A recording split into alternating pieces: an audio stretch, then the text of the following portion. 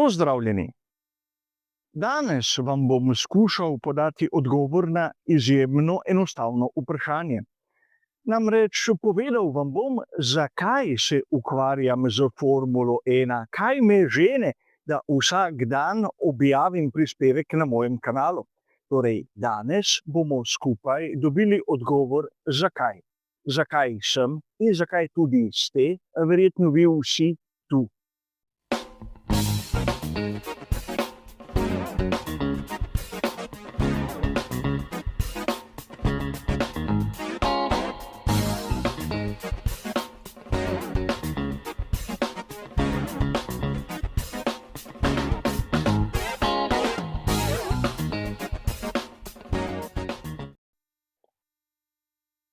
Mnogokrat sem že poudaril, kako običajno enostavna vprašanja zahtevajo izjemno kompleksen odgovor. Danes vam bom skušal razložiti poenostavljeno, zakaj se ukvarjam s tem kanalom, zakaj vsak dan objavim nekaj, kar je v vezi s Formulo 1. Verjetno je vsakomur izmed vas jasno, da imam izjemno rad ta šport. To ne pomeni, da je Formula 1 moje življenje, ampak da je nekaj, kar spremljam s strastjo, zanimanjem že več desetletij. Ampak lahko bi dejali, da to moje zanimanje bi lahko ostalo samo moje. Namreč, če sam razumem, zakaj gre pri Formuli 1, zakaj moram s tem nekako pokvariti dan tudi marsikomu izmed vas.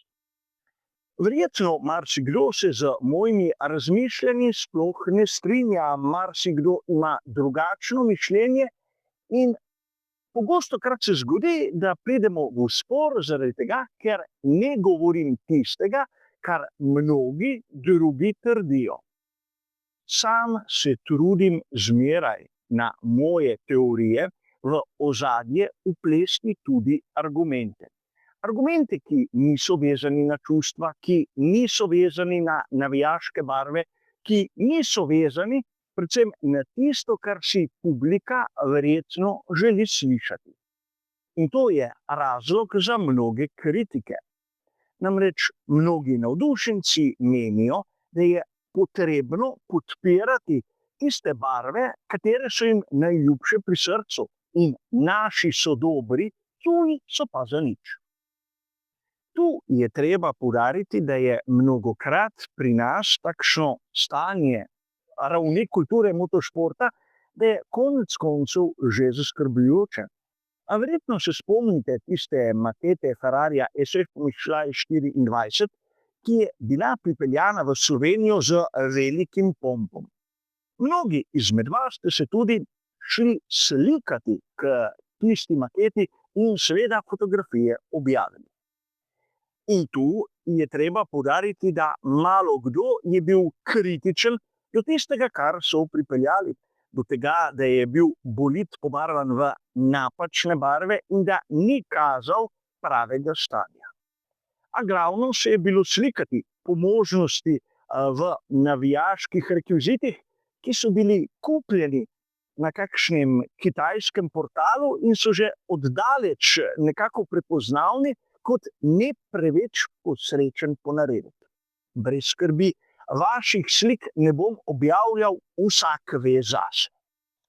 Tu je treba poudariti, da marsikdaj mi navdušenci ne razumemo, kaj je bistvo motošporta. Namreč kolikokrat smo slišali, da so sodobni pogonski sklopi pretihi, da nimajo tistega zvoka, ki bi publiko navduševala. In to je napačno stališče. Namreč bolidi Formule 1 niso namenjeni temu, da proizvajajo zvok. Namenjeni so temu, da so vsako leto hitrejši, ne glede na to, kaj prihaja iz izpušne cevi. In to je zopet ena izmed tistih točk, ki je meni izjemno zanimiva. Koliko, recimo temu, strokovnjakov ste slišali, da pogrešajo zvok legendarnih V8 ali pa V10. Čeprav legendarnega pri tistem ni bilo nič in V10 je bil v resnici kompromis med V12 in V8, a njim kljub temu da se imajo za strokovnjake, to ni bilo nikoli dano vedeti. A važno je, da se publiki pove nekaj, s čimer se bo strinjala načeloma, in takoj si tisti pravi, tisti naš, tisti, ki o tem nekaj ve. Čeprav to v večini primerov sploh ni res. A videli bomo seveda tudi danes, da marsikdaj je prav kritičnost tisto, kar nakopa nekomu največ problemov.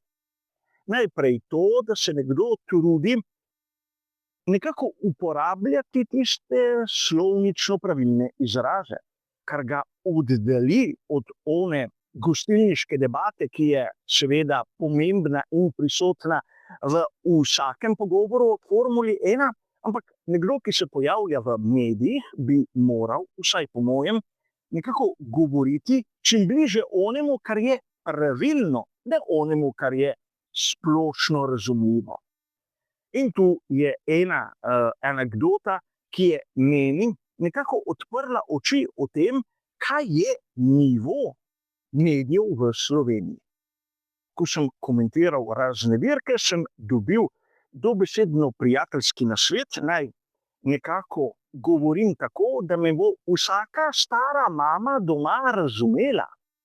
Torej, ni bilo bistveno, da povem zadeve pravilno, tako kot so, ampak je bilo bolje se usmeriti na tisto, da me bodo razumeli tudi oni, ki o motošportu v resnici nimajo pojma. In to je generalno stanje pri nas, o katerem se pa žal ne govori prav nič. Verjetno nekoga izmed vas zanima, zakaj objavljam vsak dan, kaj si ne morem vzeti dneva ali dveh premora. Tu vam moram odkrito priznati, da je glavna motivacija, zakaj objavljam vsak dan, predvsem ta, da sem len. Kajti, če bi si danes vzel premor, bi dobil izgovor, da bi ta premor podaljšal še na jutri, potem na pojutrišnjem in tako naprej. Gre za mojo zadevo, s katero se lahko marsikdo ne bo strinjal, ampak verjemite mi, do tega trenutka je delovalo. Koliko časa bom še zdržal, pa osebno povedano ne vem.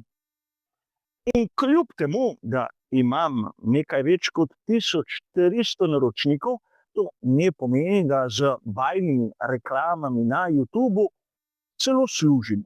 Res, račun se polni, ampak priznam vam, da z vsemi ogledi, ki jih imam, je nekako pomembno imeti tistih 70 evrov na računu približno vsake 3-4 mesece, da dobim sploh kakšno izplačilo.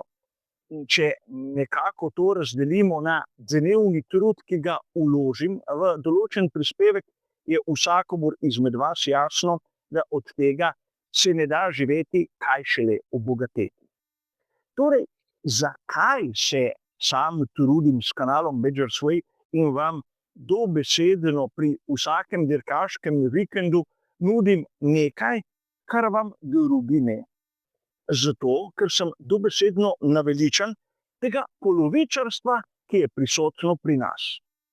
Vsi bi radi bili zvezde, vsi bi radi bili na vrhu popularnosti, ampak malo kdo se zaveda, da je treba za kaj takega tudi nekaj narediti. Enostavno je imeti 10.000 sledilcev po 2, 3, 4 prispevkih, ko se naredi nekaj, kar pritegne publiko. Ampak na to ostati praktično zvest sam sebi, napraviti tisto, kar je prav, ne tisto, kar publika pričakuje, no ja, to je pa čisto drugačna zadeva.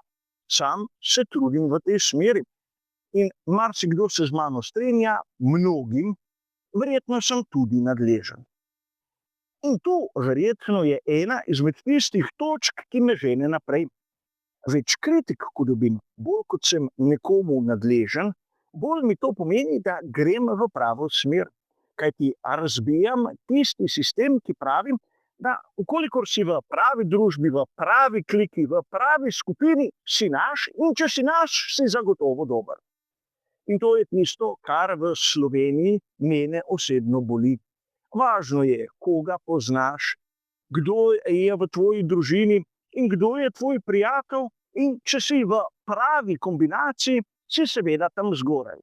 Ukolikor želiš pokazati, da se da nekaj narediti tudi z lastnimi rokami, z lastnim znanjem, z lastnim znojem, pa seveda ne gre.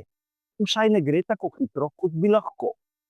A toliko o tem, zakaj vsak dan na kanalu Budgersway dobite nov posnetek.